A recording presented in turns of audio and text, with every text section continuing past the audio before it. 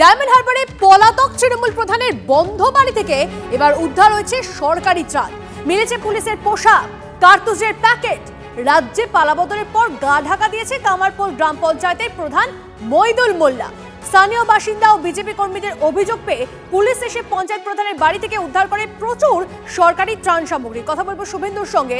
শুভেন্দু, পলাতক তৃণমূল প্রধান তার বন্ধ বাড়ি থেকে সরকারি ত্রাণ শুধু নয়, পুলিশের পোশাক উদ্ধার হয়েছে। কি করতেন তিনি এগুলো নিয়ে? একেবারেই তোমাকে জানিয়ে রাখি, ডায়মন্ড হারবার 2 নম্বর ব্লকের কামারপোল গ্রাম পঞ্চায়েতের পলাতক প্রধান তার বন্ধ বাড়ি থেকে গতকাল রাতে বিজেপির কর্মীরা এবং স্থানীয় বাসিন্দারা তারা সেখানে যান। সেখানে দেখতে পান যে প্রচুর সরকারি ত্রাণ সামগ্রীর পাশাপাশি এছাড়াও পুলিশের পোশাক এবং কার্তুজের প্যাকেট উদ্ধার হয়েছে। গতকাল রাতে যখন এই ঘটনাটা প্রকাশ্যে আসে, সেই খবর পাওয়ার পর ডায়মন্ড হারবার থানার পুলিশ এবং পারুলিয়া উপকূল থানার পুলিশ ঘটনাস্থলে পৌঁছায়।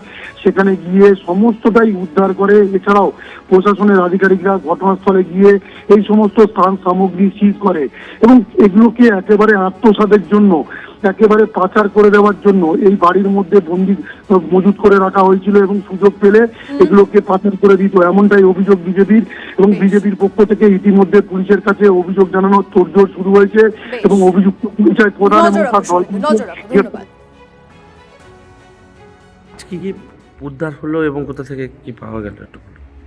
প্রচুর পরিমাণে কম্বল, বাচ্চাদের খাবার, সেবাশ্রয় যেটা করেছিল তার প্রচুর ওষুধ এবং নানা রকম স্যানিটাইজ করার জিনিসপত্র।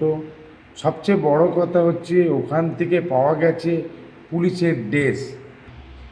আমি খবর পেয়েছি ওখানে আরও দামি দামি জিনিস আছে, সেগুলো আমি বলতে চাইছি না।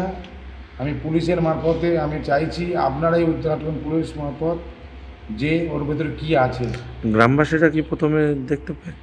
হ্যাঁ, আমি তো ওখানে ছিলাম না, কিন্তু গ্রামবাসীরা খবর পেয়ে ওখানে তালা ভেঙেছে মনে হচ্ছে, ভেঙে ঢুকে পুলিশকে ডেকে দেখিয়ে।